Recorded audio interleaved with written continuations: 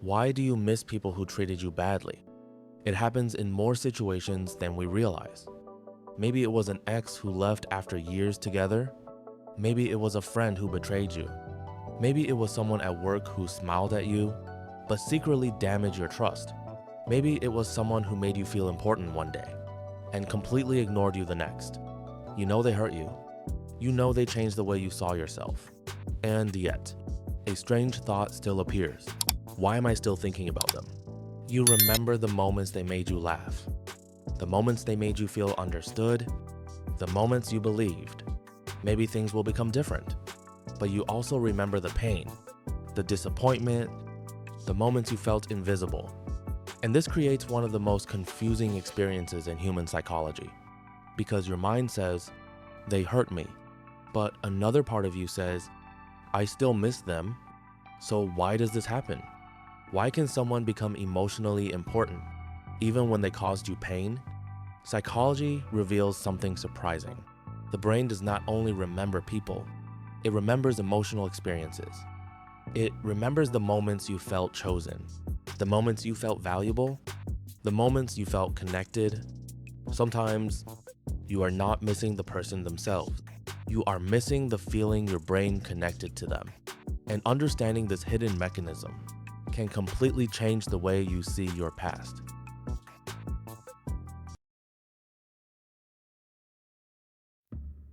Think about this. You are waiting for something from someone who once mattered. Maybe it is a message from an ex. Maybe it is a reply from a friend who suddenly became distant. Maybe it is approval from someone at work who constantly changes how they treat you. One day, they make you feel valued. They praise you. They make you believe everything is okay. The next day, they become cold. They ignore you. They make you question yourself. And somehow, you start chasing the next moment of connection. You tell yourself, maybe they will change. Maybe they will finally understand my value. Maybe things will go back to how they were. This emotional cycle can become extremely powerful because your brain does not only respond to happiness, it responds strongly to uncertainty.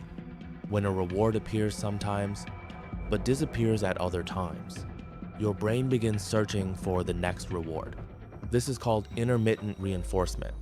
The reward appears unpredictably, and unpredictable rewards can create very persistent behaviors.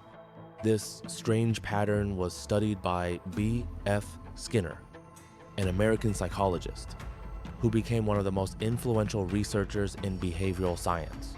His work on operant conditioning revealed something surprising. The brain can repeat a behavior, not only because it feels good, but because the reward appears unexpectedly. In his experiments, Skinner showed that unpredictable rewards could create stronger repeated behaviors than predictable ones. Your brain starts thinking, maybe this time will be different. Maybe this person will finally choose me. Maybe I will finally get the respect I wanted. That hope becomes powerful because your brain is not only remembering what happened, it is waiting for what might happen next. This is why people can stay emotionally attached to situations that hurt them, not because they enjoy the pain, but because the brain keeps searching for the next emotional reward. The same person who created the disappointment also became connected to the feeling of relief when things got better. And that creates a confusing psychological loop. You are not only missing a person, you are missing the unpredictable emotional moments that your brain learned to chase.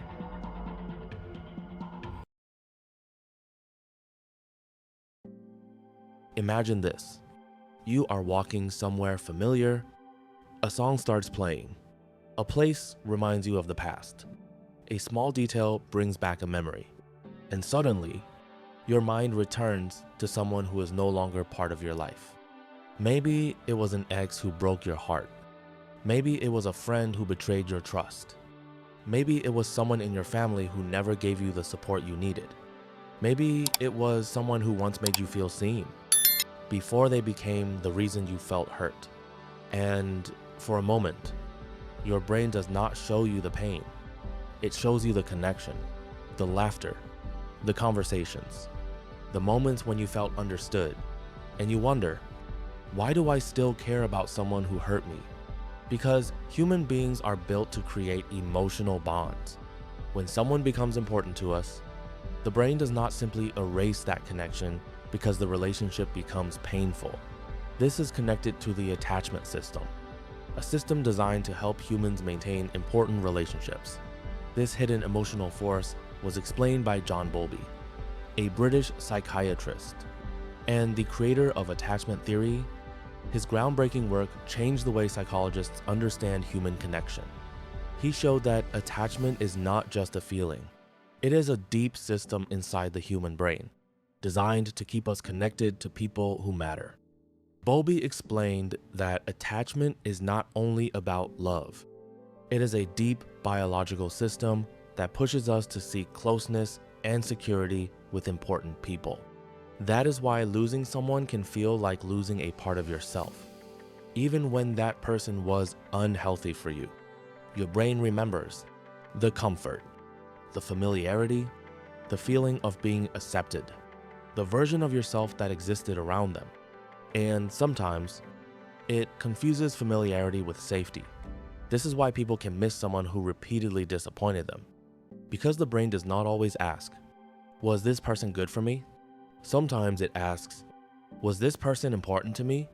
And those are completely different questions. Someone can be emotionally important and still be emotionally harmful. That is one of the hardest truths humans face.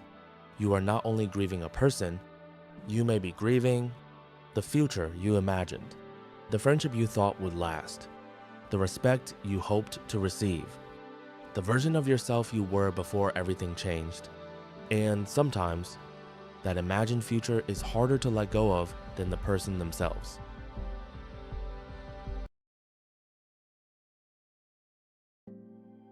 Now imagine this. You realize someone you trusted was not who you thought they were. A friend who secretly betrayed you. A partner who repeatedly disappointed you. A workplace where your effort was never truly appreciated. And a painful question appears. Did I invest my time and energy into the wrong person? That question creates an uncomfortable conflict inside your mind, because accepting the full truth can hurt. Maybe you spent years trying to make a relationship work. Maybe you defended someone who did not respect you. Maybe you kept hoping a situation would improve, and admitting it did not. Can feel like losing something twice. Psychologists call this cognitive dissonance. This mental conflict was discovered by Leon Festinger, an American social psychologist, who introduced the theory of cognitive dissonance in 1957. His research revealed a powerful truth about the human mind. When reality hurts, the brain sometimes changes the story just to protect our sense of meaning. When reality becomes too painful, the brain tries to reduce the emotional discomfort. It changes the story. It focuses on the moments that support what you wanted to believe and pushes away the moments that prove otherwise.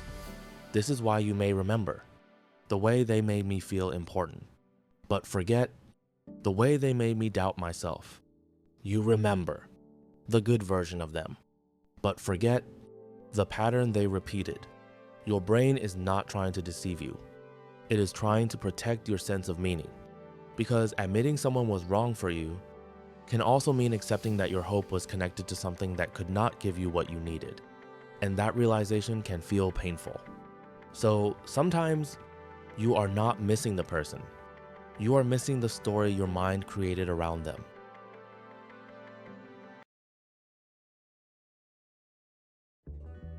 So how do you break this emotional loop? Start by changing the question. Instead of asking, why do I still miss them?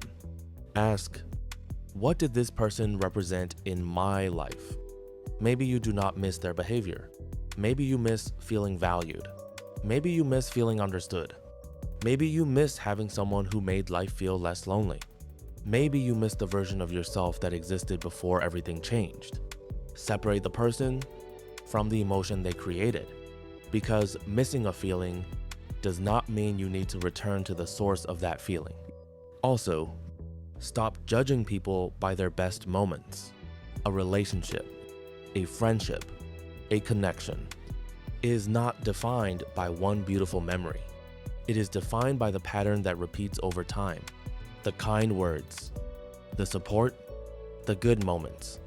They mattered. But so did the moments that damaged your peace. Your brain naturally wants a simple story. They were good. Or they were bad. But healing comes from seeing the complete picture. Someone can give you meaningful memories and still not belong in your future.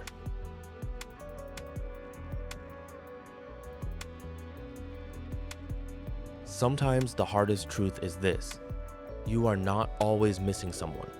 You are missing what they represented. The hope, the connection, the possibility, the future you imagined. And that is why letting go feels so difficult. Because you are not only saying goodbye to a person, you are saying goodbye to a version of life you once believed would happen. But understanding your brain changes everything. It allows you to look back without being controlled by the past. You can appreciate the memories without letting them decide your future. Because peace does not come from pretending someone never mattered. Peace comes from finally understanding why they mattered and accepting why you need to move forward.